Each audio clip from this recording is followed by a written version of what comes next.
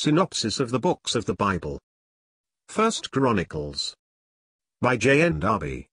All scripture is given by inspiration of God, and is profitable for doctrine, for reproof, for correction, for instruction in righteousness, that the man of God may be perfect, thoroughly furnished unto all good works.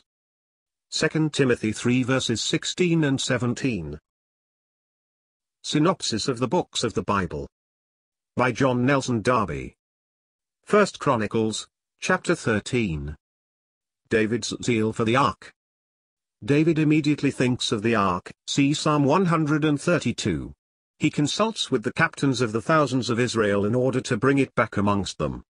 Loving the people, and beloved by them, he acts with and for them, but his zeal was still too much connected with his warlike spirit, and, while giving himself up to joy, he did not sufficiently consider Jehovah's ways.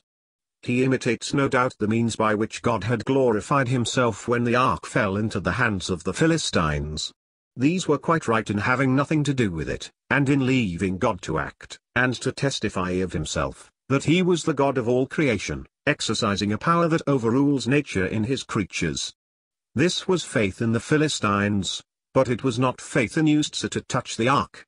Amongst God's people, it is his word that must direct. God may act in sovereignty outside of all this, but here the word rules.